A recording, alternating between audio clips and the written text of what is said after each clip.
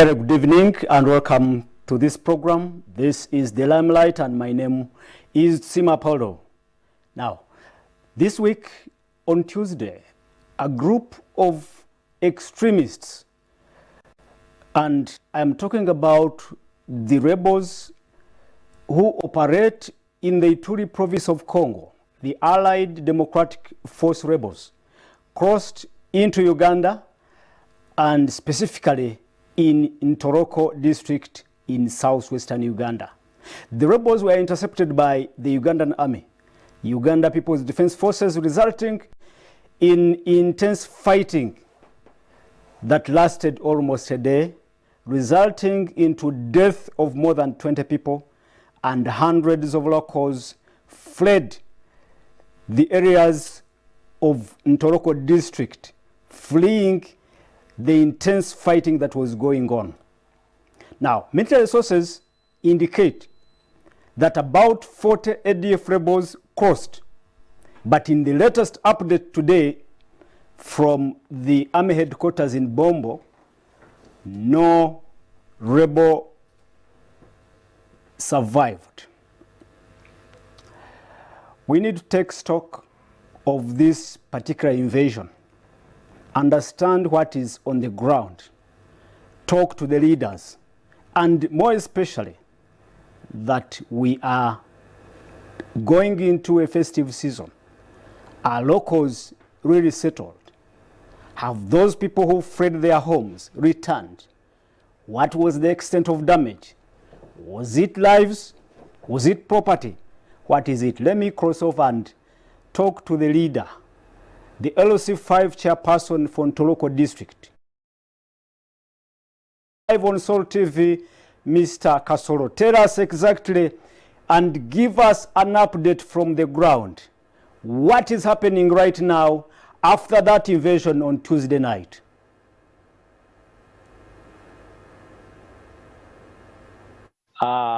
The invasion of Tuesday night, as you have stated, left 17 rebels on Tuesday were put out of action by the gallant UPDF.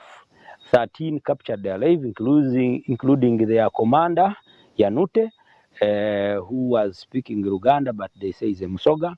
Is being treated from Fort Portal Regional Referral Hospital,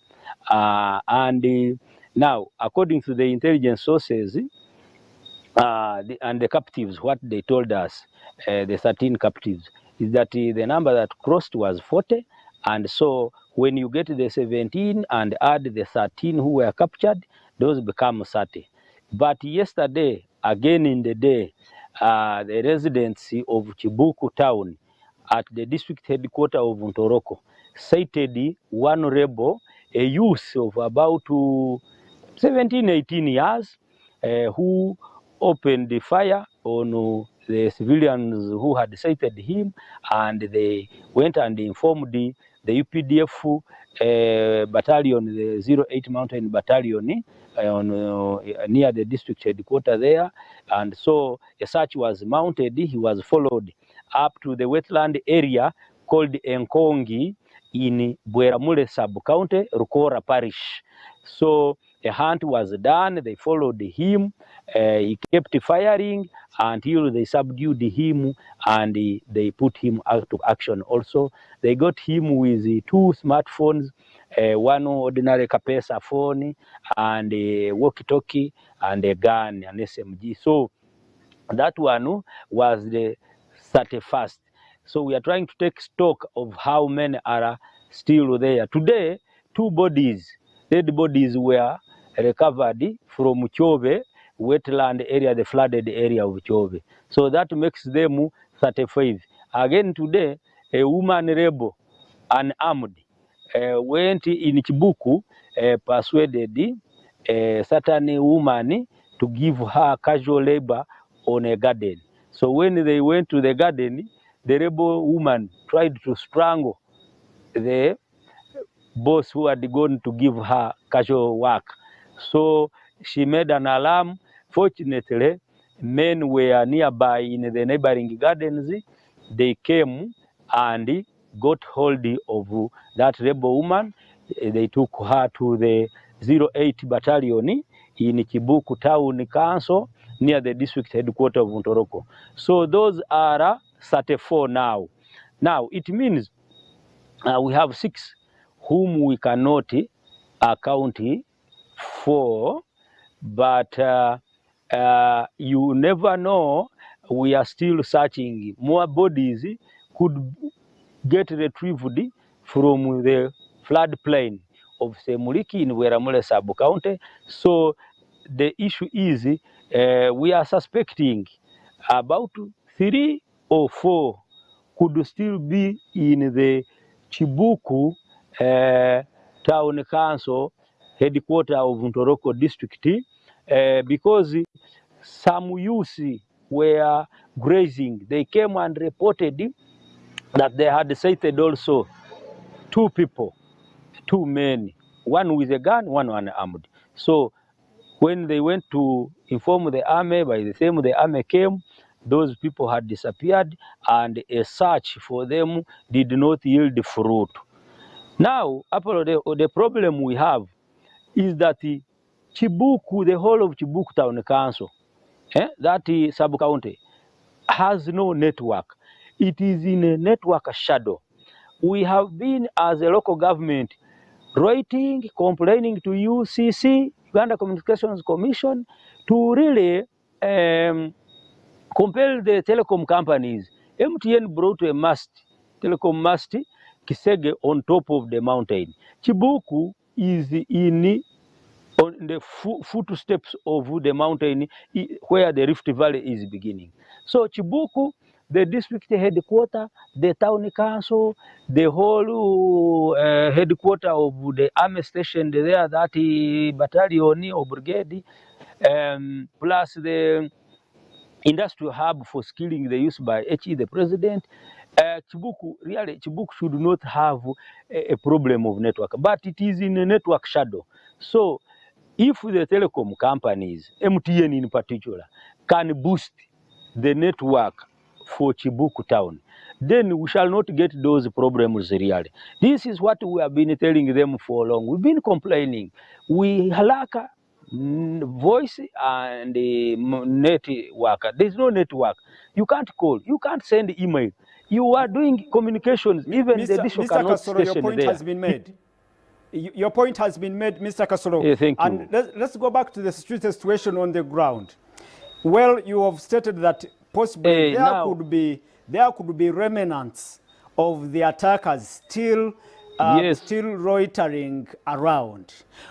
Tell us about the security situation on the ground, because from the latest update we've been told the army in that region is on standby to eliminate any possible threat. What is the security situation on the ground? For sure, what I can say is that I really appreciate the UPDF. They are really on the lookout during the day and the night. But as you know, Apollo, you cannot have the army in everyone's home, in every person's home. So during the day, people are going about their businesses normally. The other area where the fighting took place in Kiraguzi, Kisungu, that part of the end of Chibuku, on the border of Chibuku and Weramule sub-county, that people still have fear. So even today, as I was coming to Karugutu here up to pick network, good network, I came with people who were fleeing from Chibuku to come and sleep at the Karugutu Health Center 4. Then in the morning, they go back to Chibuku to do their normal business. So that is the situation. The situation is relatively calm. That's what I can say really, because this was a simple incursion by the ADF.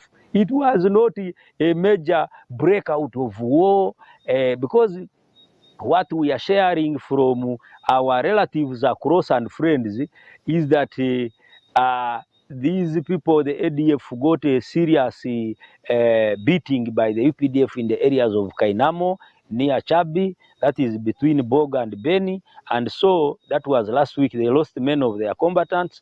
So I think this was diversionary. Then they think that's why they sent one group to come and invade in Toroko here, Uganda, so that probably the UPDF can move from there to come and defend motherland. But what I can say is that really the vigilance of the civilians in Toroko cannot be compared. It is very high.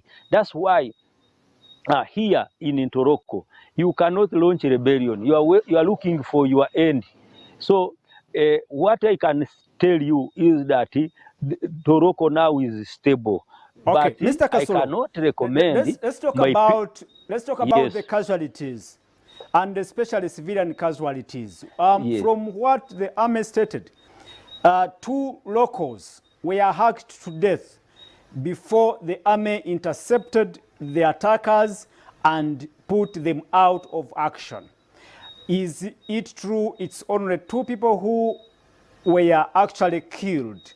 And again, the people who were fleeing the fighting, have they returned back to their villages? Well, you've said that some are still walking out of their homes to look for shelter somewhere, and then they come back during the morning. But those who had fled their homes completely, have they returned to their homes? And how many civilian casualties can we register as a leader, or you as leaders have registered so far? For sure, I know of 2 who were injured, and the one who lost a life is a UPDF soldier. That is the information I got as a leader on the ground. And so, me as a leader who is on the ground, even today I was in Rwenzori attending the annual general meeting of the Butuku Cattle Market Cooperative Society. I have not been noticed of any burial that chairman come for burial. So that is what is obtaining here. It is also true that people had fled in very big numbers. Now, majority of them have returned, but the situation is they are not sleeping in their homes because they are calling me there throughout the night. They are telling chairman, we don't have the UPDF here, we are not sleeping in the homes. But I'm also telling them it is not possible that the UPDF can be deployed in everyone's home. Practically impossible, Apollo. Now, what we are doing, the UPDF is patrolling. The UPDF has taken charge of the whole border area of Semiliki in Bweramule sub-county, throughout all those parishes, from Haibale, Kabimbiri, Rukora, Kiapa, Kayanja, sectors of Rwamabale, which is an upcoming town on the Tamaka Road to Bundibujo, near our border and Bundibujo, Muchikonjo here, Chibuku, Chiraguza, where and Kisungu, where there was serious fighting in the farm of Valinda. So the UPDF is there. Even today, as I was coming up here in Karugutu, which is also in Toroko, I saw the troops patrolling. But now, the residents from those areas, their wish is that they can have UPDF deployed in everyone's home, which is practically impossible. So the threat really is not big. Very many people have returned in their to their homes, those from Chibuku, Rwamabale, Muchikonjo, even Bweramule. But in the area of Kayanja and Chobe, when it reaches 6, they begin moving up to Rwamabale to go and put up somewhere. In the morning, very early, they go back. I think we are going to intensify the process of confidence building to tell them really security has to be domesticated. Security has to be taken to our homes. We need to do a neighborhood watch, know what is happening in your village. Every person should know how the village is happening in the day and the night. And I have gone, I was with the General Dike Olumu, the commanding officer of the Mountain Division, with the RDC in Toroko, myself and the acting DPC in Toroko Musoke. We were in VOT on Wednesday evening, and we really unveiled a security strategy for our people, and it is working very, very well, because the first thing in security, the first fundamental in security is the vigilance of the citizens, and in Toroko you can't compare it with anything. So that's why we have been able to stamp out this incursion in a record 1 day. And I want to tell you the truth, those who are remaining 2 or 3 unarmed, if there is one armed, maybe there are 1 or 2, those are not a threat. It is a question of time. Hunger is also going to catch up with them there. So that is the situation now. Here in Karugutu, at the primary school, people went. Very few people are sleeping here. They come back. Others sleep in homes of friends. So you know the process of people really going back. That trauma of hearing bullets will take a week. So by next week, people will be back, and I know these people cannot. Know, yes, sir. In these places where they seek refuge, where they spend nights, are they safe? Are these places protected? Do they have security around those places where they are seeking refuge from? Yes, they are protected, because those who are coming to Karugutu Health Center 4, those I came with, I found there are around 40 people. There is Karugutu is 20 kilometers from where the fighting took place, around 16 to 20. So those places are okay. Kisege, where they are putting up, the army is deploying there. Rwamabale town, the army is deploying, because those from Kayanja, where the fighting took place, and Chove, majority of them are coming in the evening to Rwamabale town. Rwamabale is an upcoming town on the Tamaka Road to Bundibujo, and the army is deploying there. There are deployments there.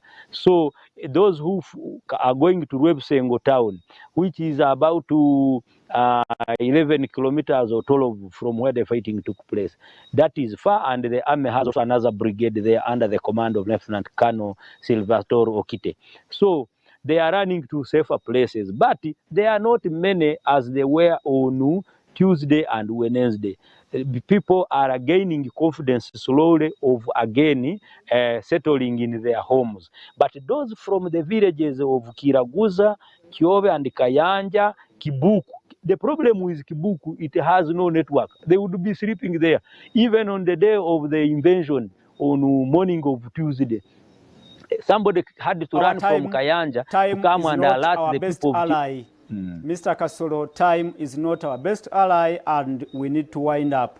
I want you to use only 2 minutes, strictly 2 minutes, and give a message of hope to these people who have been traumatized and actually who are not spending nights in their homes, when actually the other parts of the country and the whole world are preparing for the holiday season. Just in 1 minute, Mr. Kasolo.